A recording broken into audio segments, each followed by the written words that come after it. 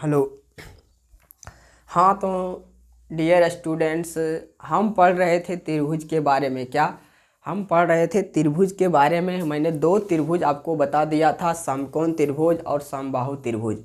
आज हम तीसरे त्रिभुज के बारे में जानेंगे कि उसका फार्मूला क्या होता है, क्षेत्रफल क्या होता है और उसका मतलब कि जो भी बेसिक चीज़ें होता है वो मैं आपके बताऊंगा आज तीसरे त्रिभुज के बारे में। मैंने दो त्रिभुज, आपको त्रिभुज किसे कहते हैं और उसमें भी दो त्रिभुज के बारे में बता दिया हूं, जैसे कि समकोण त्रिभुज और समबाहु त्रिभुज। दोनों को मैं बता चुका हूं, उसका क्षेत्रफल, परिमाप, ऊंचाई निकालने के लिए बता चुका हूं। आज हम तीसरे नंबर से यानी त्रिभुज के तीसरे नंबर को जानेंगे, यानी तीसरा त्रिभुज क्या होता है। तो इसके लिखेंगे क्या? विषम बाहु त्रिभुज। तीसरा त्रिभुज है क्या? विषम बाहु, विषम बाहु त्रिभुज, विषम बाहु त्रिभुज। यानी विषम बाहु त्रिभुज का कहने का अर्थ हुआ वैसा त्रिभुज जिसका कोई भी भुजा बराबर नहीं हो, यानी वैसा त्रिभुज। अब इसका डिफिनेशन यानी परिभाषा लिखेंगे कि वैसा त्रिभुज जिसका कोई भी भुजा बराबर नहीं हो उसे हम विषम बाहु त्रिभुज कहते हैं। फिर से एक बार मैं आपको बता देता हूं कि वैसा त्रिभुज जिसका कोई भुजा बराबर नहीं हो उसे विषम बाहु त्रिभुज कहते हैं। जैसे हम देखें इस प्रकार से बना सकते हैं, जैसे कि यह एक त्रिभुज है। क्या लीजिए, क्या इसका कोई भी भुजा बराबर है? नहीं। यानी विषम बाहु त्रिभुज के बहुत प्रकार के हो सकते हैं, जैसे ये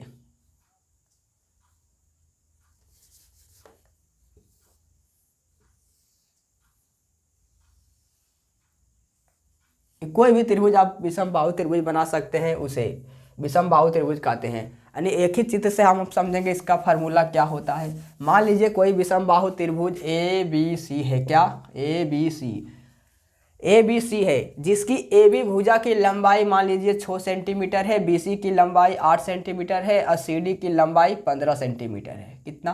15।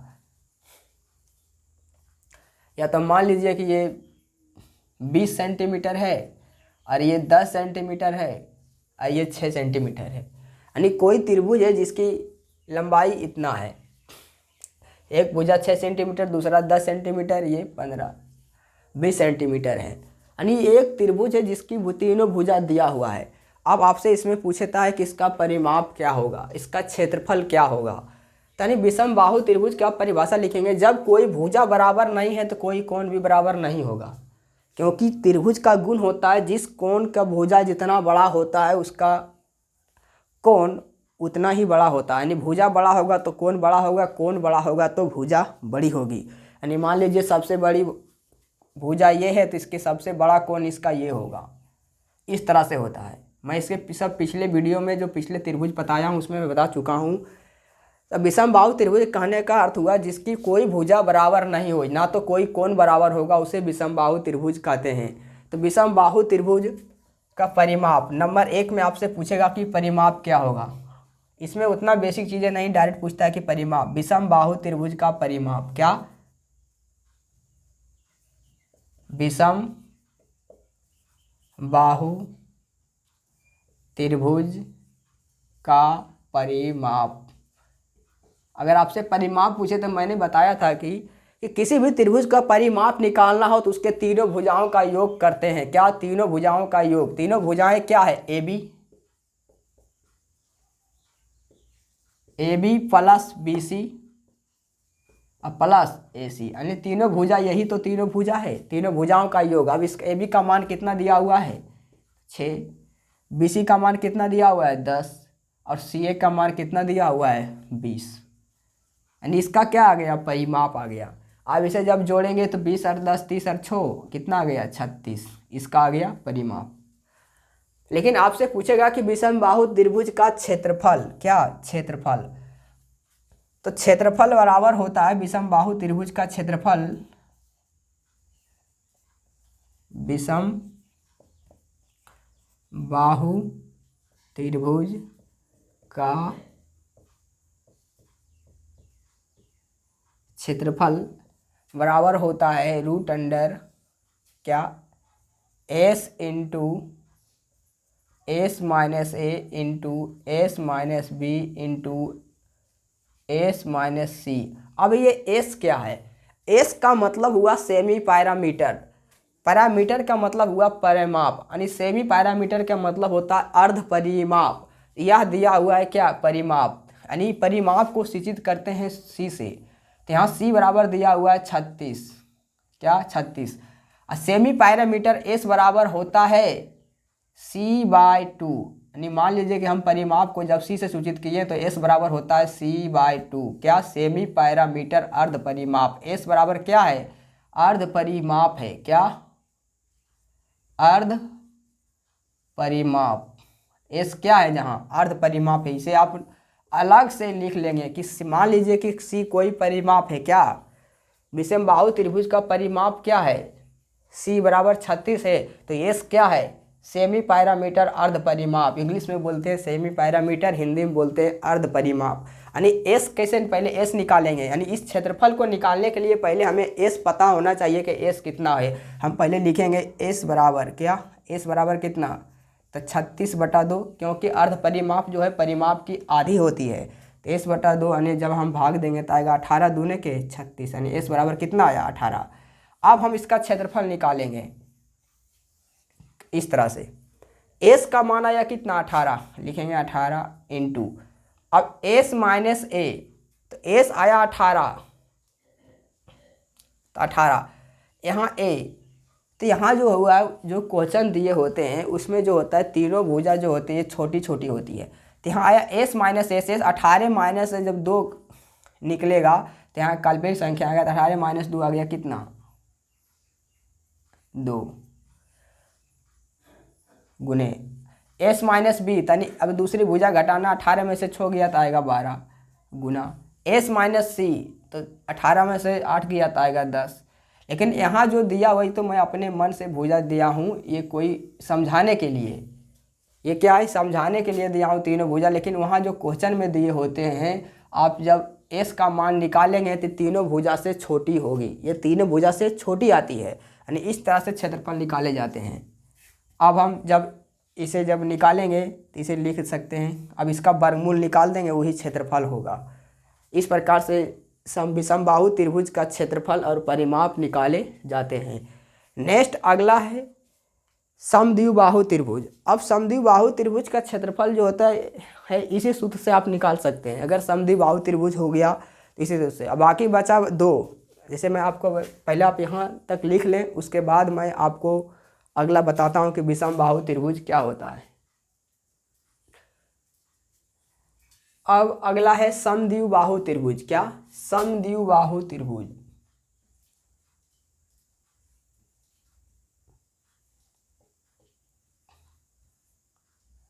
समद्विबाहु त्रिभुज,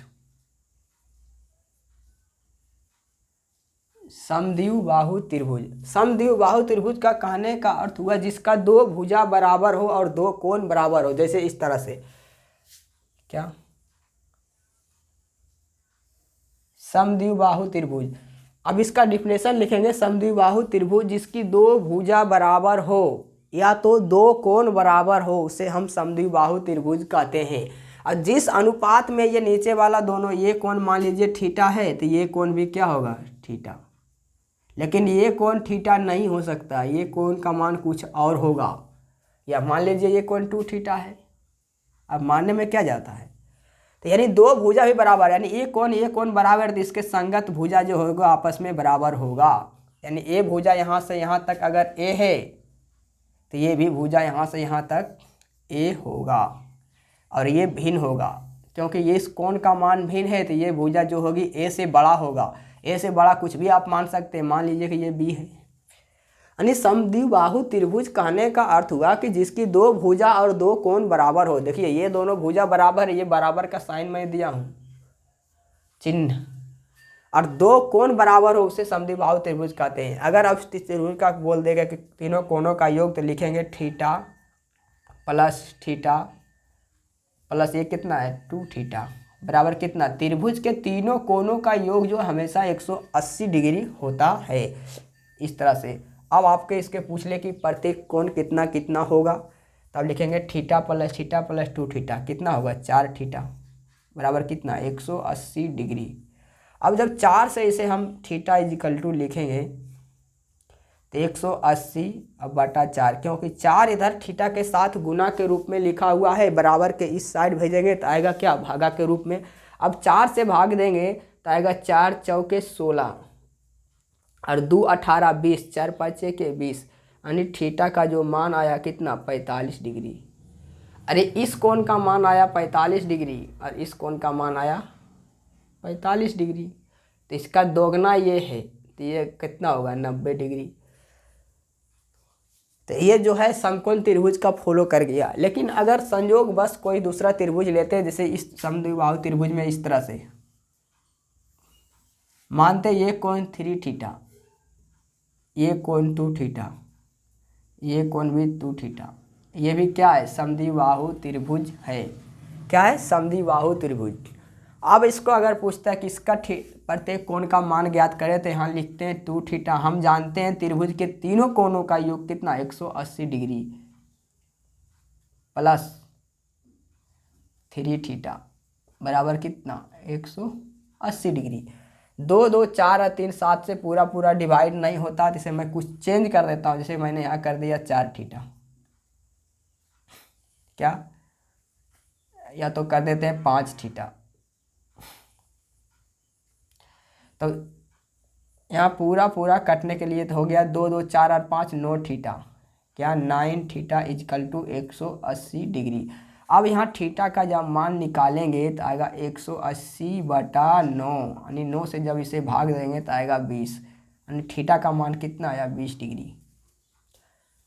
यानी ये आ गया थीटा का मान 20 डिग्री, यानी ये कोण का यह है 2 थीटा, तो ये कोण का मान कितना होगा 20 दूने के 40 डिग्री, तो ये भी हो जाएगा 40 डिग्री। लेकिन यह थीटा का मान आया 20, यह 5 थीटा आया तो 20 बचे के यह गया कितना 100 डिग्री। इस कोण का मान कितना होगा 100 डिग्री होगा। यानी इस तरह से कोण निकाले जाते हैं समद्विबाहु त्रिभुज के। अब इसका क्षेत्रफल की बात करें, अगर हम इसका आपको क्षेत्रफल निकालना हो, आपको अगर इसका क्षेत्रफल निकालना हो तो आप वही सूत्र से विषमबाहु त्रिभुज से निकाल सकते हैं। लेकिन इसका पर्सनल सूत्र भी होते हैं, पर्सनल फार्मूला भी होते हैं क्षेत्रफल के परिमाप के। परिमाप का तो आपसे अगर परिमाप पूछे तो आप डायरेक्ट निकाल सकते। पहले आप इतना लिख लें, उसके बाद इसका परिमाप मैं आपको बताता हूँ। यानी आप यहाँ तक लिख चुके हैं तो मैं इसका परिमाप आपको निकालने के लिए बताता हूँ। आपको अगर आपको परिमाप पूछे इसका तो कैसे निकालेंगे। जैसे ये हो गया कितना था b माने थे। लेकिन अगर इसका पूछे कि समद्विबाहु त्रिभुज का परिमाप, क्या समद्विबाहु त्रिभुज का परिमाप अगर से पूछे तो हम आपको बार बार बता रहे हैं किसी भी त्रिभुज का परिमाप जो होता है सभी भुजाओं का योग होता है। क्या सभी भुजाओं का योग। अब यहाँ सभी भुजा क्या है, एक भुजा ए है, दूसरी भुजा भी ए है, लेकिन तीसरी भुजा क्या है बी, यानी तीनों भुजाओं का योग। किसी भी त्रिभुज का परिमाप जो होता है तीनों भुजाओं का योग। अगर समबाहु त्रिभुज है तो तीनों भुजा बराबर होगा, तो भुज ए प्लस ए यानी 3 गुने भुजा। समद्विबाहु त्रिभुज है तो ए प्लस बी, यानी तीनों भुजाओं का योग ही होता है किसी भी त्रिभुज का परिमाप। और क्षेत्रफल, अब रहा क्षेत्रफल की बात, तो क्षेत्रफल आप या तो इस सूत्र से निकाल सकते हैं विषमबाहु त्रिभुज को, जैसे लिखे थे विषमबाहु त्रिभुज का क्षेत्रफल, विषमबाहु त्रिभुज का क्षेत्रफल मैंने आपको भी तुरंत बताया है कि s into S minus A into S minus B into S minus C, यानी इस फार्मूला से आप निकाल सकते हैं। यहाँ मान लीजिए कि ये बराबर 6 है तो ये भी 6 होगा। अब मान लीजिए ये b है, b कितना है 8, तो अब इस सूत्र से भी निकाल सकते हैं। इसे इसका पर्सनल फार्मूला भी होता है। पर्सनल फार्मूला आपको अगर बता भी दूँ तो इतना फार्मूला हो जाएगा कि आपको निकालने में बहुत कठिनाई, इतना जितना आप कम में आप हिसाब बना लें। पर्सनल फार्मूले जो होते हैं इससे भी ख़राब होते हैं, आपको याद रखने में उससे भी ज़्यादा कठिनाई होगा। ऐसा नहीं कि मैं नहीं जानता हूँ, लेकिन आप इससे बेटर तरीका आप कोई भी त्रिभुज का यानी दो त्रिभुज का मैं पर्सनल फार्मूले बता दिया, क्योंकि वो दोनों त्रिभुज का पर्सनल फार्मूले पूछे जाते हैं सीधे सीधे एग्जाम में, इसीलिए मैं बता दिया। और उसके बाद किसी भी त्रिभुज का क्षेत्रफल पूछे तो आप इस फार्मूले से निकाल सकते हैं। किसी भी त्रिभुज का क्षेत्रफल इस त्रिभुज से निकाल सकते हैं। ये क्षेत्रफल से इस विषम बाहु त्रिभुज के जो क्षेत्रफल होते हैं, इस नियम से किसी भी त्रिभुज का क्षेत्रफल निकाला जा सकता है। जैसे कि मैंने यहाँ इसे निकाल के दिखाता हूँ। पहले हम निकालेंगे क्या, एस सेमी पैरामीटर। एस निकालेंगे तो आएगा क्या, तीनों भुजाओं का योग यानी 6 6 12 और 8 20, 20 बटा आएगा 2 बराबर आया 10। एस का मान आया कितना, 10। अब लिखेंगे विषम बाहु का क्षेत्रफल, नहीं समद्विबाहु का क्षेत्रफल। समद्विबाहु त्रिभुज का क्षेत्रफल। अभी मैं यही फार्मूला से निकाल के आपको दिखाता हूँ क्या होता है। S into S minus A into S minus B into S minus C, ये होता है फार्मूला। अब हम यहाँ जो है एस का वैल्यू हम निकाल चुके हैं। एस का मान कितना है, 10। अब इंटू एस माइनस ए, तो ए का मान यहाँ कितना है, 6। तो 10 में से 6 गया तो आया 4। फिर एस माइनस बी, बी का मान भी 6 है, तो फिर आ गया 4 गुने एस माइनस सी यानी तीसरी भुजा क्या है, 8। तो 10 में से 8 गया तो कितना आया, 2। ये हो गया क्षेत्रफल। अब इसका वर्गमूल निकाल लेंगे। वर्गमूल कहने का अर्थ हुआ हम इस तरह से निकालेंगे, रूट अंडर 2 गुना 5, इसे 10 को लिख सकते हैं, 4 को लिख सकते हैं, इसे अब इसे 4 ही रहने दीजिए, 4 गुना 4 और ये गुना 2 है। वर्गमूल कहने का अर्थ हुआ कि जो 2 को लिखा हुआ है उसे वर्ग से बाहर निकालेंगे तो 1 निकालेंगे। तो 2 को 4 लिखा हुआ है तो 1 4 निकालेंगे, 2 को 2 लिखा हुआ है तो 1 को 2 निकालेंगे। लेकिन जो है 5 जो है 5 एक ही गो है, तो इसे रूट में ही रहने दें, क्या रूट में। अब जो है 4 दूने के 8, 8 रूट 5 यानी जो है ये समद्विबाहु त्रिभुज का क्षेत्रफल कितना आया, 8 रूट 5। कितना आया, 8 रूट 5। इस तरह से क्षेत्रफल निकाले जाते हैं। अब आया इसके बाद हम जानेंगे कि और एक त्रिभुज बच गया है क्या, न्यून कोण त्रिभुज। न्यून कोण त्रिभुज का भी क्षेत्रफल होता है, उसका भी पहले आप इसे लिख लें। समद्विबाहु यहाँ पर लिखा हुआ था, समद्विबाहु त्रिभुज, त्रिभुज का क्षेत्रफल, समद्विबाहु त्रिभुज का क्षेत्रफल। यहाँ त्रिभुज मैं शॉर्टकट में लिख दिया हूँ, त्रिभुज त्रिभुज बना दिया, उसे मैंने त्रिभुज ही लिखा हूँ। आप यहाँ तक पहले छाप लें, इसके बाद मैं आपको बताता हूँ कि न्यून कोण त्रिभुज। अब लास्ट त्रिभुज बचा है क्या, न्यून कोण त्रिभुज। इसके लगा के मैंने 4 त्रिभुज के बारे में आपको बता चुका हूँ। अब चौथा है, मैं इसे पहले मिटा देता हूँ। उसके बाद हुआ न्यून कोण त्रिभुज।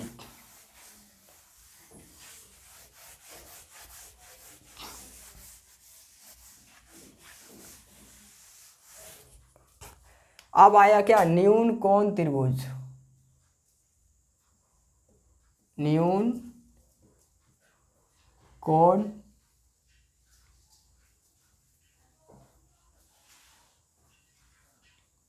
न्यून कोण त्रिभुज।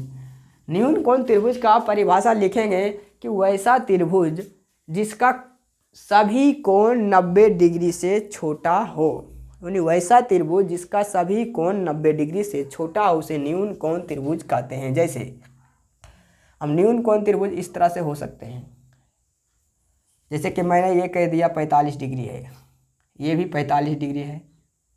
लेकिन अब हम इसे ये कहेंगे तो ये 45 45 90, तो त्रिभुज के तीनों कोणों का योग 180 डिग्री होता है, तो ये हमें 90 दिखाना होगा। लेकिन ये न्यून कोण त्रिभुज नहीं होगा, क्योंकि एक कोण 90 डिग्री का जब हो गया तो उसका समकोण हो जाएगा। तो यानी ये मेरा मानना गलत है, हम 45 नहीं मान सकते हैं। हाँ, ये अगर मान लीजिए 40, ये मान लीजिए 50, तो 40 50 90, तो फिर भी एक कोण 90 बच रहा है, ये भी नहीं होगा। अगर हम इसको एक कोण को कर दें 60, क्या 60, अब देखिए 40 और 60 100, तो त्रिभुज के तीनों कोणों का योग होता है 180 डिग्री। तो ये कोण कितना बच गया, 80। अब ये न्यून कोण त्रिभुज को फॉलो कर रहा है, क्योंकि न्यून कोण का मतलब हुआ कि वैसा कोण जिस कोण का मान 90 डिग्री से छोटा उसे न्यून कोण कहते हैं। यानी वैसा कोण जिस कोण का मान 90 डिग्री से छोटा हो उसे हम न्यून कोण कहते हैं। यहाँ पर प्रत्येक कोण 90 डिग्री से छोटा है या त्रिभुज में लिखा हुआ है तो इसे न्यून कोण त्रिभुज कहते हैं। यानी न्यून कोण त्रिभुज वैसा त्रिभुज जिसका प्रत्येक कोण 90 डिग्री से छोटा हो उसे न्यून कोण त्रिभुज कहते हैं। इसका डिफिनेशन लिख लेंगे। अब आया इसका क्षेत्रफल की बात। तो क्षेत्रफल की बात, इसका भी कोई भुजा बराबर नहीं होगा, क्योंकि किसी भी कोण बराबर हो भी सकता है नहीं भी हो सकता है। जैसे कि न्यून कोण त्रिभुज ये भी है, जो मैंने बताया था कि समबाहु त्रिभुज, प्रत्येक कोण 60 डिग्री के होगा। ये भी एक प्रकार का न्यून कोण त्रिभुज है। न्यून कोण समबाहु त्रिभुज इसे बोल सकते हैं। न्यून कोण त्रिभुज भी है और समबाहु त्रिभुज है, क्योंकि इसका तीनों कोण तीनों भुजा बराबर है। यह न्यून कोण और समद्विबाहु मात्र एक त्रिभुज है जो न्यून कोण त्रिभुज और समबाहु त्रिभुज दोनों है। क्या? न्यून कोण और समबाहु त्रिभुज दोनों है। समबाहु त्रिभुज में मैंने इसी को पढ़ाया था। लेकिन न्यून कोण त्रिभुज बहुत प्रकार के हो सकते हैं। जैसे अब इसका भुजा की बात करें, ये तो मैं बता चुका हूँ पहले। इसका भुजा मान लीजिए 6, 8, 10 या 12 कर दीजिए। यह क्या है? न्यून कोण त्रिभुज। तीनों भुजा भिन्न भिन्न है। सबसे बड़ा कोण वाले के साथ सबसे बड़ा, सबसे छोटी कोण वाले के साथ सबसे छोटी भुजा, सबसे अब बीच वाले कोण के साथ बीच वाली भुजा। नहीं देखिए, जिस कोण का मान जितना छोटा होगा उसके सामने वाले भुजा उतना ही छोटा होगा। ये 40 डिग्री है तो भुजा सबसे छोटी है। इसे 60 डिग्री है, इससे थोड़ी बड़ी है। ये 80 डिग्री है, इससे और बड़ी है भुजा। यही होता है। और इसका क्षेत्रफल और परिमाप कहें तो आप परिमाप निकालेंगे। न्यून कोण त्रिभुज का परिमाप की बात करें, परिमाप, तो आप लिखेंगे तीनों भुजाओं का योग। यानी ये है, मान लीजिए ये ए, ये भुजा यहाँ से यहाँ तक ए है, और ये बी है, और ये सी है। लिखेंगे ए प्लस बी प्लस सी, यानी लिखेंगे 6 + 8 + 12 परिमाप। और क्षेत्रफल की बात करें तो क्षेत्रफल फिर आप यही सूत्र से निकाल सकते हैं। क्या? क्षेत्रफल, न्यून कोण त्रिभुज का क्षेत्रफल। न्यून कोण त्रिभुज लिख लेंगे, उसके बाद लिखेंगे क्षेत्रफल इस तरह से, s × s - a × s - b × s - c। इसी फार्मूले से इसका भी क्षेत्रफल निकाला जाता है। मैं ये दोनों फार्मूला मैं पिछले वीडियो में नहीं, इसी वीडियो में पहले मैं बता चुका हूँ। ये सब फार्मूला, ये सब दोबारा बताने की ज़रूरत नहीं है। इससे दोबारा बताना कोई फ़ायदा ही नहीं है, एक ही चीज़ को बार बार बताना। आप मिलते हैं फिर आपको नेक्स्ट वीडियो में। आपको न्यून कोण किसे कहते हैं, अब रेखा उखा कोण उन किसे कहते हैं, थोड़ा सा बेसिक्स क्लास से अगर किसी को पता नहीं होगा। मैं जानता हूँ कि सारे बच्चे न्यून कोण किसे कहते हैं, अधिक कोण, सम कोण, समपूरक कोण, कोटिपूरक कोण नहीं जानते होंगे। अगर आपको ये प्रॉब्लम है तो मैं आपको एक छोटा सा वीडियो 5-7 मिनट का बता दूंगा। मिलते हैं, ठीक है, नेक्स्ट अगले क्लास में मिलते हैं। उसके कुछ बेसिक चीज़ों को मैं बता दूंगा, छोटी छोटी बातों जो होती है।